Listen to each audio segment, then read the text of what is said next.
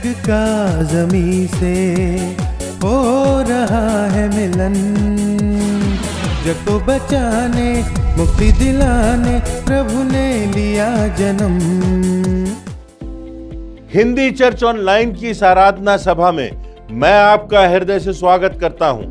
आपको धन्यवाद देता हूं कि आप इस आराधना सभा से जुड़ गए हैं कि हम परमेश्वर के वचनों की ओर दृष्टि करें।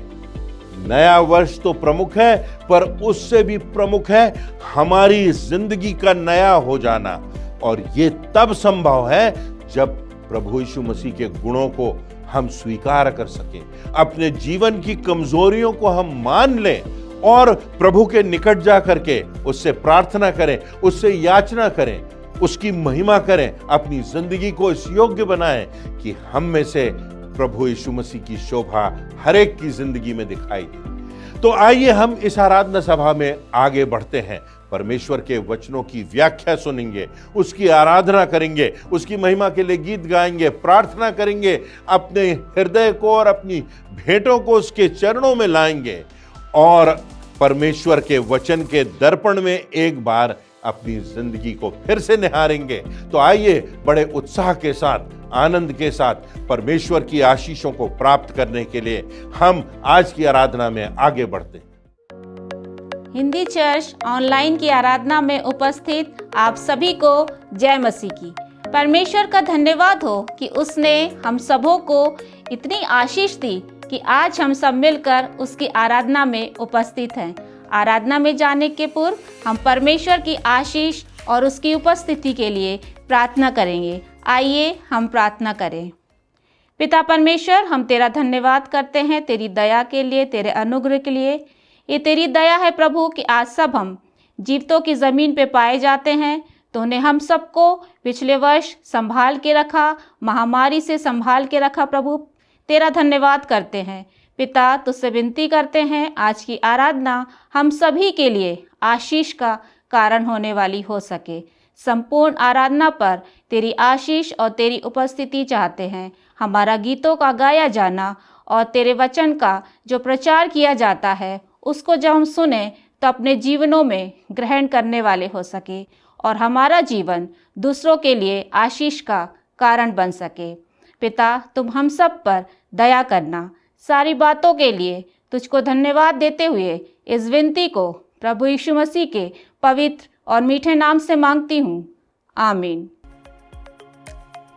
हे सारी पृथ्वी के लोगों, यहोवा का जय जयकार करो, आनंद से यहोवा की आराधना करो। जय जयकार के साथ उठ के सम्मुख आओ और निश्चय जानो कि यहोवा ही परमेश्वर है। उसी ने हमको बनाया और हम उसी के हैं। हम उसकी प्रजा और उसकी चराई की भेड़ें हैं। उसके फाटकों से धन्यवाद, उसके आंगनों में स्तुति करते हुए प्रवेश करो। उसका धन्यवाद करो और उसके नाम को धन्य कहो, क्योंकि यहोवा भला है। उसकी करुणा सदा के लिए और उसकी सच्चाई पीढ़ी से पीढ़ी तक बनी रहती है। हमारा परमेश्वर महिमा और स्तुति के योग्य है। तो हम बड़े उत्साह के साथ परमेश्वर के आदर में और उसकी महिमा करते हुए खुशी से ताली बजाते हुए कुछ गीत और कोरस गा लेंगे।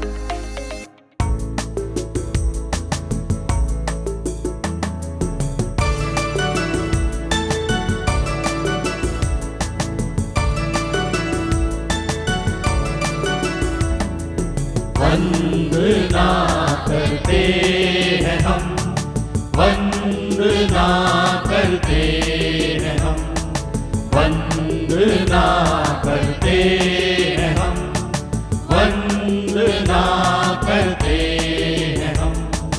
हृदय को तेरे सामने लाकर रखते हैं हम, हृदय को तेरे सामने लाकर रखते हैं हम। वंदना करते हैं हम, वंदना करते हैं हम, वंदना करते हैं हम, वंदना करते हैं हम।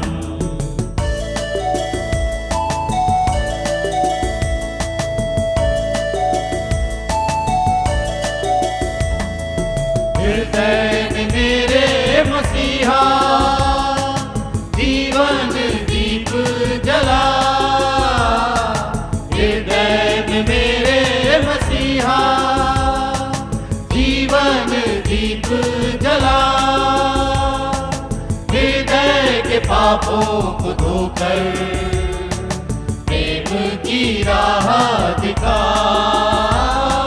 हृदय के पापों को धोकर प्रेम की राह दिखा।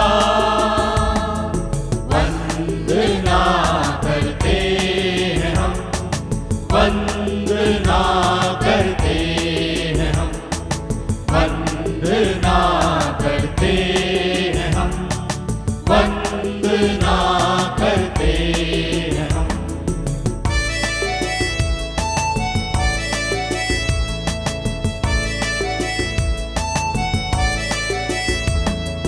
मैं हूँ निर्बल मानव, पापों के सागर में खोया। मैं हूँ निर्बल मानव, पापों के सागर में खोया।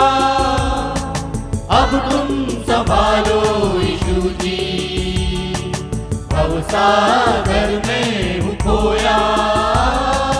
अब तुम संभालो यीशु जी, भवसागर में हूँ खोया।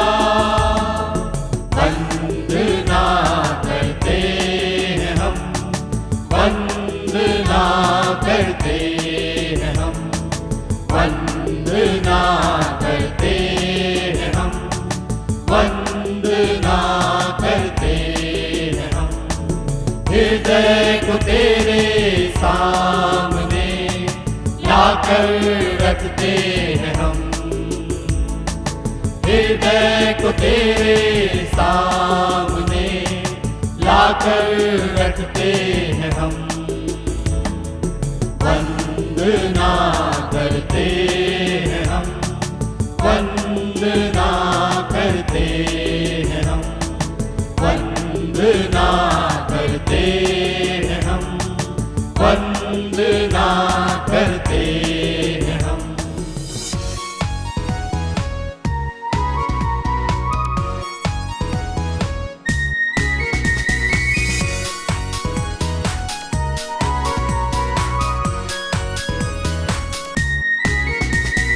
तेरे लिए जिएंगे हम, तेरे लिए मरेंगे हम, तेरे लिए जिएंगे हम, तेरे लिए मरेंगे हम।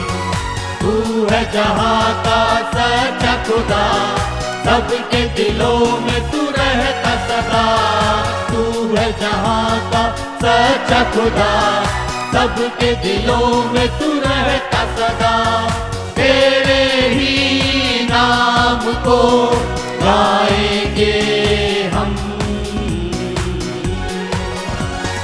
तेरे लिए जिएंगे हम, तेरे लिए मरेंगे हम, तेरे लिए जिएंगे हम, तेरे लिए मरेंगे हम।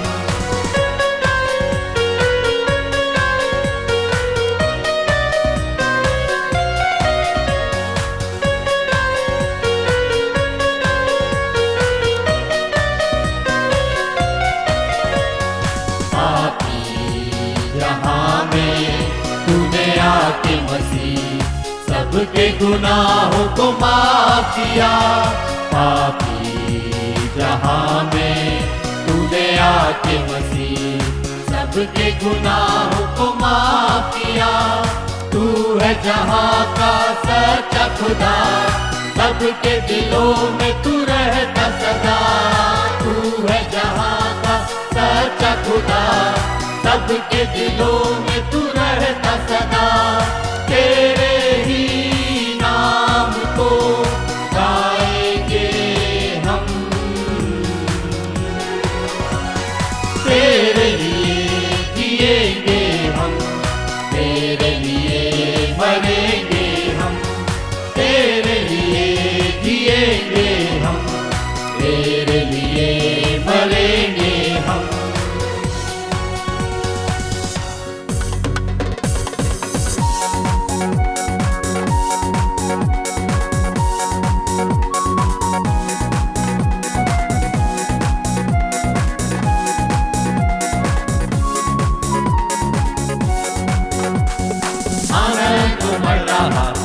आनंद बढ़ रहा, आनंद बढ़ ही रहा।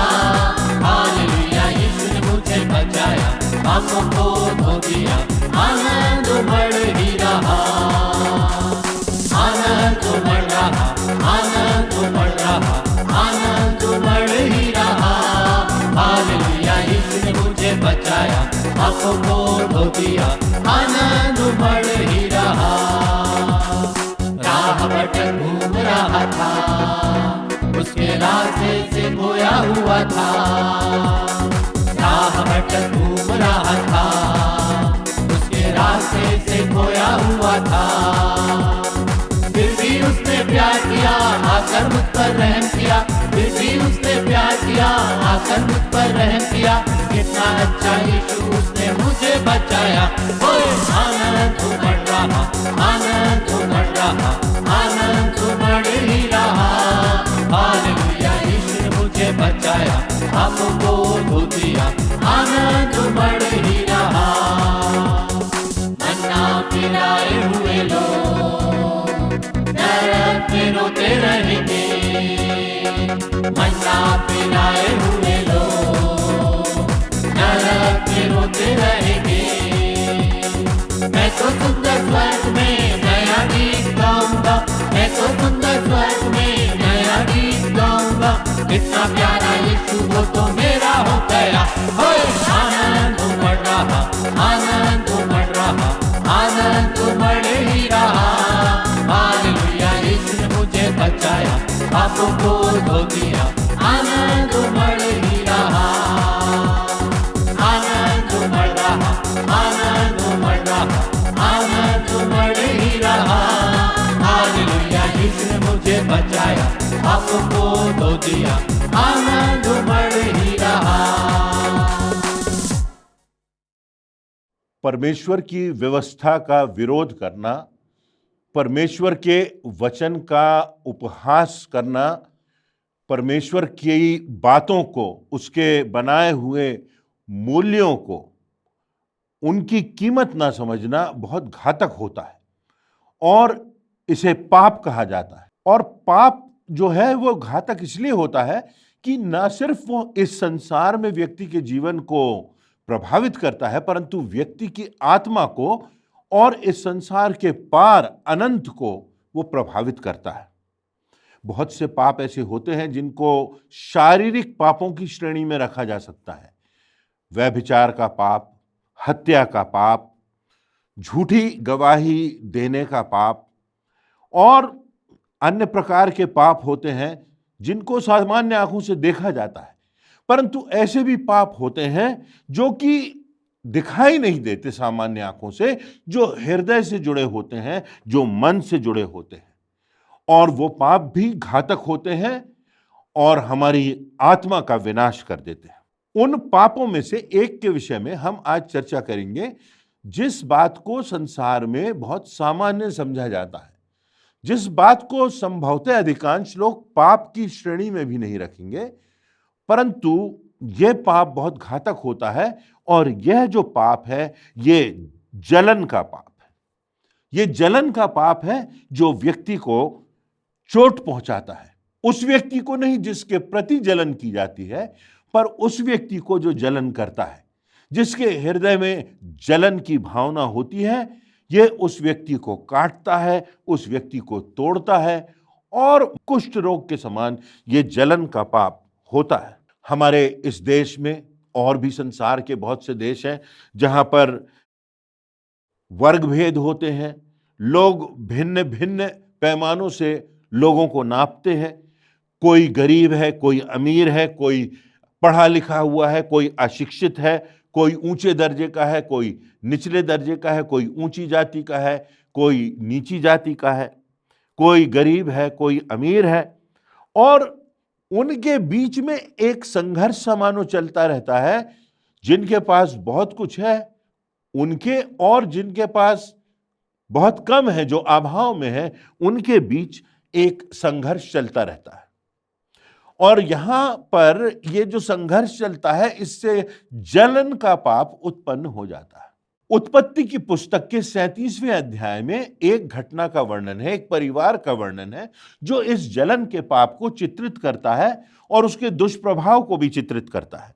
यहां पर एक पिता है, इसका नाम याकूब है, और इसका छोटा बेटा है जिसका नाम यूसुफ है, और जो पिता है वो अन्य पुत्रों के कंपैरिजन में, उनकी तुलना में कहीं अधिक प्रेम यूसुफ से करता है। और परमेश्वर का भी विशेष प्रेम यूसुफ से होता है, परमेश्वर की विशेष योजना भी यूसुफ से होती है। और तब यूसुफ में स्वप्नों का अर्थ बताने की क्षमता बहुत कम आयु से आ जाती है, और वो स्वप्न देखता था और स्वप्नों का अर्थ बताता था, और अपने भाइयों के विषय में स्वप्न देखता था, अपने परिवार के विषय में स्वप्न देखता था। संभावना यह होती थी कि वो अपने जीवन के चित्र को इन स्वप्नों से चित्रित करता था। यहां पर एक स्वप्न वो देखता है, अगर हम उत्पत्ति के 37वें अध्याय की 7वीं 8वीं आयतों में देखें तो वहां पर लिखा हुआ है कि उसके भाई यूसुफ से बैर रखते थे, क्योंकि यूसुफ ने एक स्वप्न देखा था कि लोग खेत में पूले बांध रहे हैं, और जो ये पूले हैं ये उन भाइयों के प्रतिरूप का वर्णन कर रहे हैं जो यूसुफ के भाई हैं, और ये भाई ये पूले यूसुफ के सामने, एक बड़े पूले के सामने ये झुक रहे हैं। और अपने भाइयों को, अपने घर के लोगों को वो बताता था कि इस प्रकार का मैंने स्वप्न देखा है कि मेरे भाई मेरे सामने झुक रहे हैं। फिर उसके बाद एक और स्वप्न का वर्णन है 37वें अध्याय में ही, और वहां पर वो स्वप्न देखता है कि चंद्रमा, सूर्य और 11 तारे यूसुफ को दंडवत कर रहे हैं।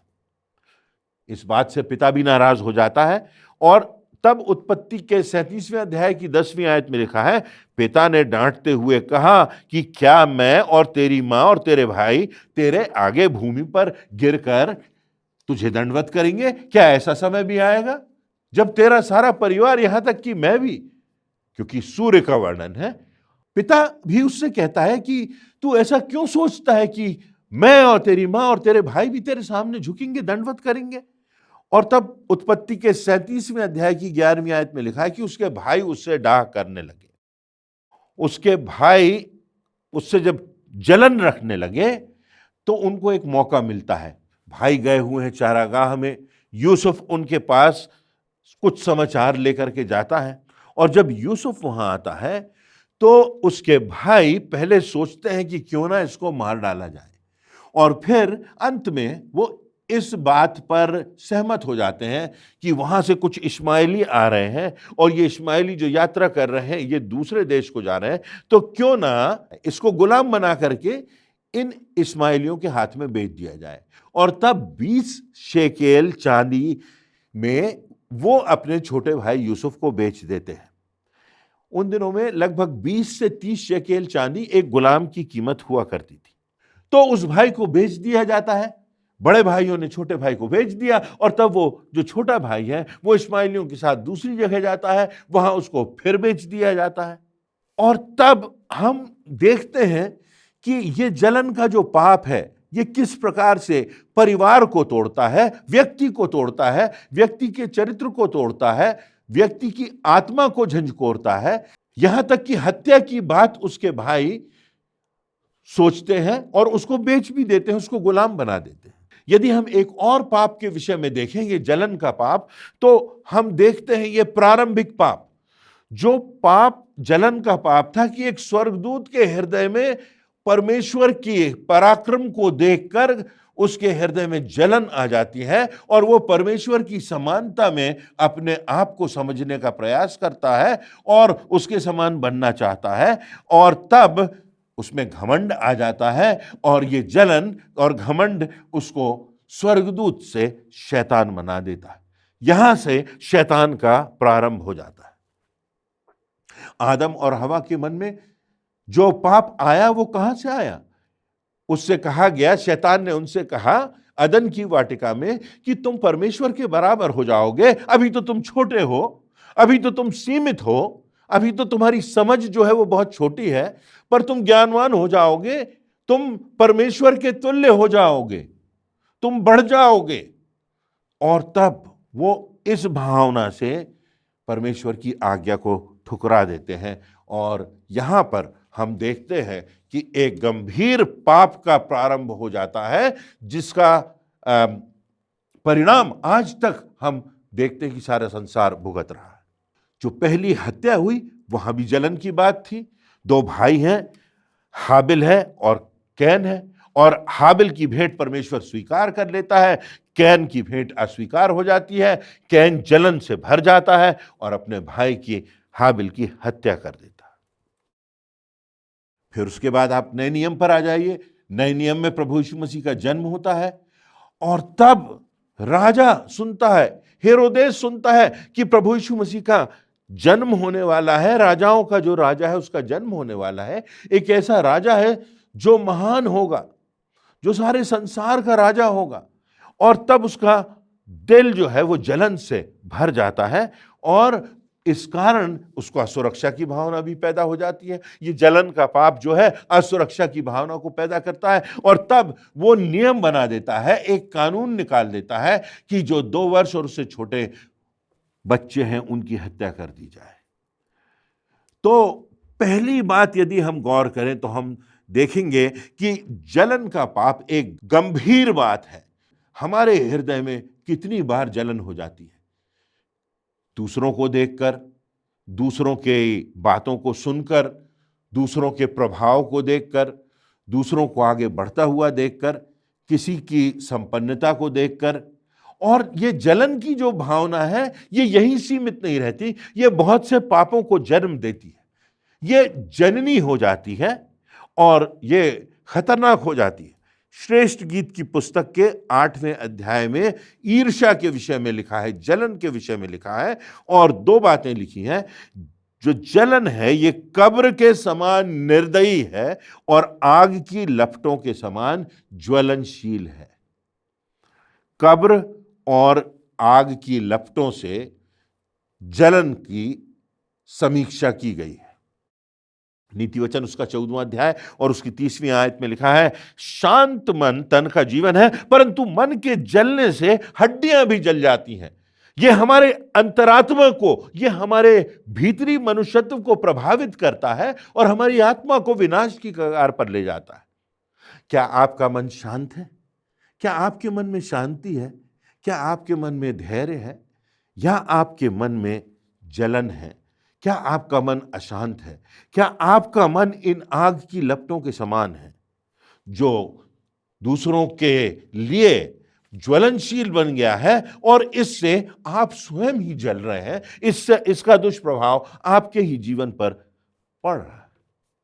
किसी ने कहा है, जलन रखने वाले के खाते में सिर्फ उधारी बढ़ती जाती है और ब्याज दुगना होता जाता है, मिलता कुछ नहीं, सब कुछ चला जाता है, हासिल कुछ नहीं होता, कीमत खुद को चुकाना पड़ती है। प्रभु यीशु मसीह पतरस से गेत्सेमनी बाग में कहते हैं, जो तलवार चलाते हैं वे तलवार से ही घात किए जाएंगे। जो किसी के विषय में जलन रखता है वो जलन की भावना से स्वयं की हानि करता है, उसके मन में, उसकी आत्मा में उसका दुष्प्रभाव पड़ता है। यूसुफ के भाई यूसुफ के प्रति जलन रखते थे, परंतु यूसुफ के साथ क्या हुआ? वो तो प्रधानमंत्री बन गया, वो तो बढ़ता गया, और उसके भाई जो थे वो भुखमरी से ग्रसित हो गए और आकर के उसके सामने झुक जाते हैं। जलन खुद को नाश करने वाला पाप है और हमको इससे बचना है। ये घातक है क्योंकि ये हमारी आत्मा को प्रभावित करता है। जलन के विषय में अगर दूसरी बात देखें तो जलन का घातक होना इसलिए भी साबित होता है क्योंकि यह हमारे स्वभाव का विघटन करता है। इससे हमारे स्वभाव जो है वो बिगड़ जाता है। उत्पत्ति 37:4 में लिखा है, जब उसके भाइयों ने देखा कि हमारा पिता हमारे भाइयों से अधिक उस भाई से प्रीति रखता है तो वो उससे बैर रखने लगे, उससे ठीक से बात नहीं करते थे, उनका व्यवहार अपने छोटे भाई के प्रति जलन से भर गया था, घृणा से भर गया था। उनके मन में मानो जैसे विष भर गया हो, और वो भावना निरंतर उनके हृदय में बनी रहती थी अपने भाई के प्रति। जो जलन है उससे हमारे संबंध टूटते हैं, जो जलन है उससे हमारे चिंतन पर असर होता है, हमारा चिंतन नकारात्मक हो जाता है। जो जलन है वो हमें शैतान का हथियार बना देता है। मनोवैज्ञानिकों का कहना है कि जलन ही हमारे हृदय में असुरक्षा की भावना और हीनता की भावना को पैदा करता है, और हमारा जो जीवन है वो मानो नारकीय हो जाता है। जिसके प्रति हम जलन रखते हैं उसको तो उतना असर नहीं होता, परंतु हम स्वयं उस जलन से, उसके विष से प्रभावित हो जाते हैं। और जलन से न सिर्फ हमारे संबंध टूटते हैं, हमारा स्वभाव बिगड़ता है, परंतु ये हमारी आत्मा को विषाक्त बना देता है। तो इस जलन को हमें निकाल फेंकना है, इससे पहले यह हमें बर्बाद करे।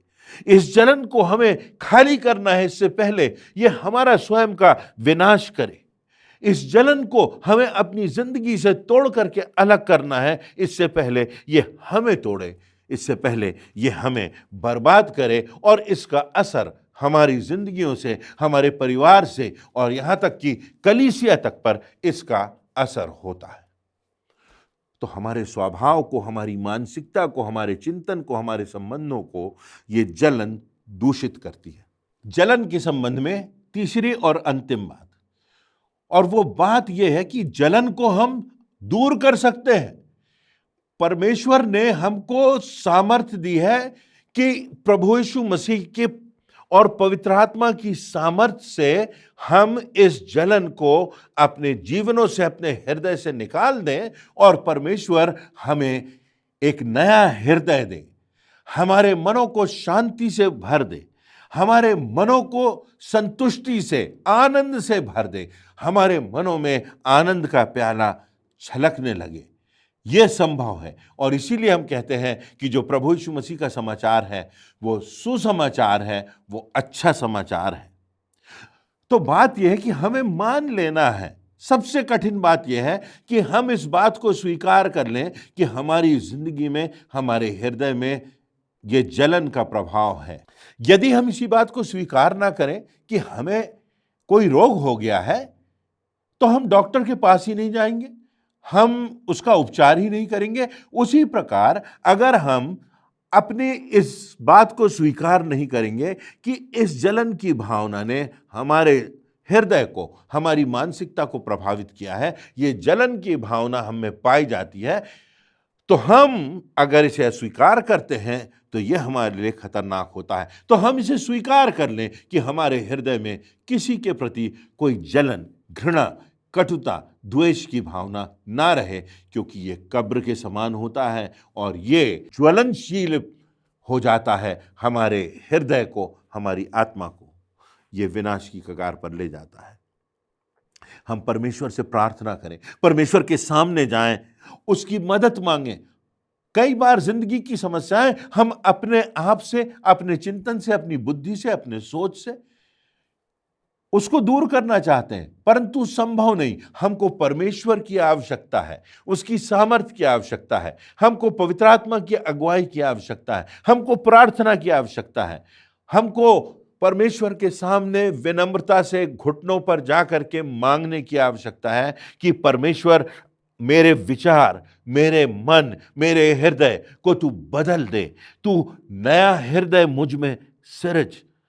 और इसलिए जैसा कि लिखा हुआ है फिलिपियों की पुस्तक, उसका 4 अध्याय, उसकी 8वीं और 9वीं आयत में, हमारा ध्यान, हमारा मन उन बातों पर लगा रहे जो सकारात्मक हैं, जो बातें सत्य हैं, जो आदरणीय हैं, जो उचित हैं, जो पवित्र हैं, जो मनभावनी हैं, जो सद्गुण और प्रशंसा की बातें हैं। वचन में लिखा है उन पर ध्यान लगाया करो। संसार में बहुत सी नकारात्मकता की बातें हैं, पर हमारा ध्यान किस ओर जाता है?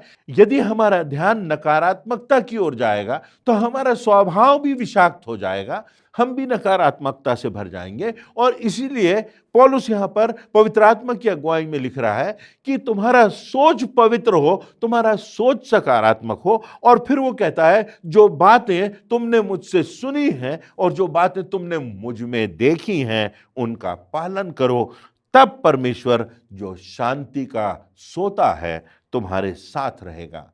परमेश्वर जो शांति का स्रोत है वो तुम्हारे साथ होगा। यहां पर जो प्रमुख बात है वो ये कि हम जो अगुए हैं, हम कहीं ना कहीं अगुवाई कर रहे हैं, या तो अपने परिवार की, या कलीसिया की, या अपनी संस्था की, या हो सकता है स्कूल में, कॉलेज में, क्लिनिक्स में। कहीं ना कहीं हमें अगुवाई करना पड़ती है, कहीं ना कहीं हमें इनिशिएटिव लेना पड़ता है।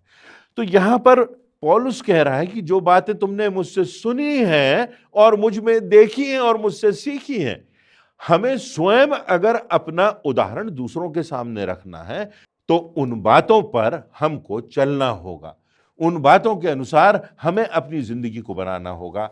और तब इन बातों से हम दूसरों को प्रभावित कर सकेंगे और तब लोग उन बातों को देख भी सकेंगे हमारे व्यवहार में, हमारी बातों में, हमारी प्रतिक्रियाओं में।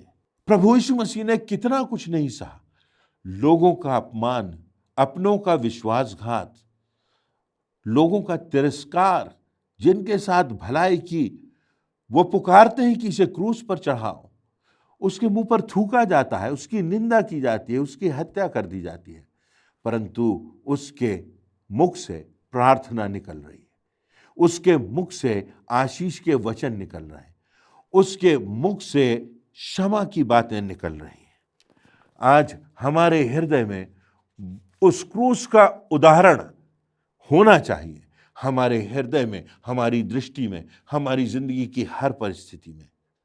रोमियो की पुस्तक उसके 13वें अध्याय की 12वीं आयत में और उसके आगे लिखा है, रात बहुत बीत गई है, बहुत समय निकल गया है और दिन निकलने पर है, इसलिए हम अंधकार के कामों को तज कर ज्योति के हथियार बांध लें। जैसा दिन को सोता है वैसा सीधी चाल चलें, ना लीला क्रीड़ा, ना पियक्कड़पन, ना व्यभिचार, ना लुचपन, ना झगड़े और डाह में, ना जलन में, वरन प्रभु यीशु मसीह को पहन लो और शरीर की जो हमारी लालसाएं हैं उनको पूरा करने का उपाय ना करो। प्रभु यीशु मसीह को पहन लें। और ये तब संभव होगा जब हम उसके सामने जाएंगे, अपनी गलतियों को मानेंगे और जानेंगे कि टूटा हुआ मन परमेश्वर के योग्य बलिदान है। परमेश्वर टूटे और पिसे हुए मन को तुच्छ नहीं जानता। तो जलन एक घातक पाप है और हम में से हर कोई कहीं ना कहीं, कभी ना कहीं इससे प्रभावित होता है। जलन हमारे व्यवहार को और हमारे संबंधों को, यहाँ तक कि हमारी आत्मा को दुष्प्रभाव से भर देता है और इसको हम दूर कर सकते हैं प्रभु यीशु मसीह के उदाहरण से, परमेश्वर के वचन की सामर्थ्य से, पवित्र आत्मा की अगुवाई से और प्रभु यीशु मसीह के उस क्रूस की ओर देखते हुए, जहां वो अपनी अंतिम सांसों में भी प्रेम की बातें कर रहा है, क्षमा की बातें कर रहा है, उसके हृदय से अपने लोगों के लिए जिन्होंने उसके साथ विश्वासघात किया था, जिन्होंने उसकी हत्या की थी, उनके लिए भी जो सर्वोत्कृष्ट हो सकता है, उनके लिए भी वो प्रभु यीशु मसीह क्षमा की प्रार्थना कर रहा है। अगर परमेश्वर उन्हें क्षमा कर देगा तो उन्हें तो अनंत जीवन मिल जाएगा, उनके पाप क्षमा हो जाएंगे। उन्होंने जो सबसे अधिकतम बुरा हो सकता था वो प्रभु के साथ किया, पर प्रभु यीशु मसीह ने जो अधिकतम अच्छा हो सकता था वो अपने दुश्मनों के लिए किया। आइए, यदि हम अपने को प्रभु यीशु मसीह का अनुयायी कहते हैं तो हम उसके समान मन रखते हुए, विनम्रता को रखते हुए उसके रास्ते पर चलेंगे और अपने जीवन से उन बातों को अलग करेंगे, हटाएंगे, मान लेंगे, विनम्रता से उसके चरणों में जाएंगे और इस बात की निश्चितता से कि वो हमारे जीवनों में नया आत्मा, नया हृदय सिरजेगा, उसमें ये सामर्थ है। और उसी की सामर्थ से इस संसार की सारी नकारात्मकता, अंधकार से हम विजय प्राप्त कर सकते हैं। परमेश्वर इन वचनों से हम सबों को आशीषित करें। वचन की प्रभावशाली व्याख्या के लिए प्रभु के सेवक को धन्यवाद। अब समय होगा कि हम परमेश्वर के निमंत्रण को स्वीकार करते हुए प्रभु भोज में शामिल होंगे। आइए हम अपने मनों को तैयार करें, जांचें, परखें। प्रभु यीशु मसीह के बलिदान को स्मरण करते हुए इस गीत को गाएंगे।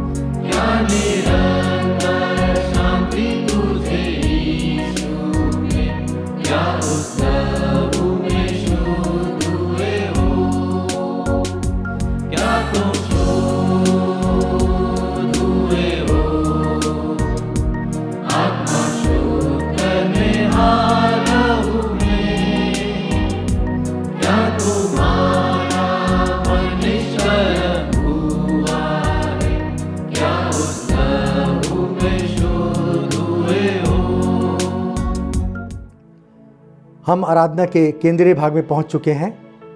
हम प्रभु की मेज में शामिल होंगे। प्रभु यीशु मसीह ने जिस रात वो पकड़वाया गया रोटी ली और धन्यवाद करके तोड़ी और अपने शिष्य को देकर कहा, ये मेरी देह है जो तुम्हारे लिए दी जाती है। इसी रीति से उसने ब्यारी के पीछे कटोरा भी लिया और कहा, ये मेरा लहू है, ये नए नियम की वाचा है जो तुम्हारे पापों के लिए बहाया जाता है। आइए इस रोटी और इस कटोरे के लिए परमेश्वर को धन्यवाद दें। उससे हम प्रार्थना करेंगे। पिता परमेश्वर, तेरे चरणों में आए हैं, तुझे धन्यवाद देते हैं तेरे बेटे प्रभु यीशु मसीह के लिए, जिसने हमारे लिए अपना बलिदान कर दिया, जिसने इस विधि को ठहराया है। और जब जब हम इसमें शामिल होते हैं, हम तेरे बेटे के दुखों को याद करते हैं।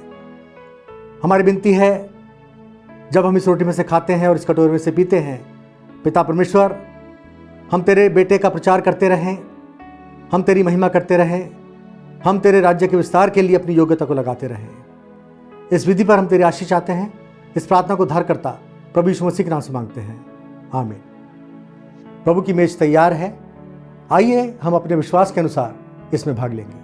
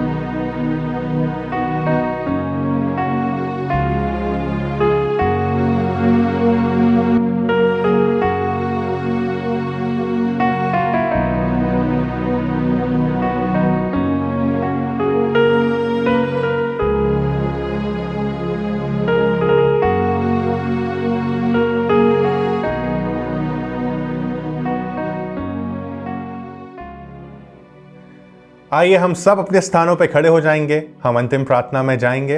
अंतिम प्रार्थना के बाद प्रार्थना के रूप में हम एक कोरस को गा लेंगे और परमेश्वर की आशीष से आज की इस आराधना को समाप्त करेंगे। आइए हम सब प्रार्थना करें। प्रेम पिता परमेश्वर, हम आपके चरणों में आते हैं। आपको धन्यवाद देते हैं आज के दिन के लिए, आज के सुंदर वचन के लिए जो हम आपके वचनों से सीख पाए, हम उसको अपने जीवन में उतारने वाले बन पाए। आने वाले शेष हफ्ते को, आने वाले जीवन को, अपनी जिंदगियों को आपके हाथों में समर्पित करते हैं। आज की सुंदर आराधना के उस अनुभव के लिए धन्यवाद पिता। सभी बातों को आपके हाथों में सौंपते हुए ये प्रार्थना को आपके प्यारे बेटे प्रभु यीशु मसीह के नाम से मांग लेते हैं, आमीन। पवित्र आत्मा, पवित्र आत्मा, मुझे ले चल मसीह के चरणों में। पवित्र आत्मा, पवित्र आत्मा, पवित्र आत्मा, मुझे ले चल मसीह के चरणों में। पवित्र आत्मा, सिर्फ तेरे लिए यीशु, तेरे लिए, सिर्फ तेरे लिए यीशु, तेरे लिए, सिर्फ तेरे लिए यीशु, तेरे लिए मैं हाथ उठाता हूँ। पवित्र आत्मा, पवित्र आत्मा, मुझे ले चल मसीह के चरणों में। पवित्र आत्मा।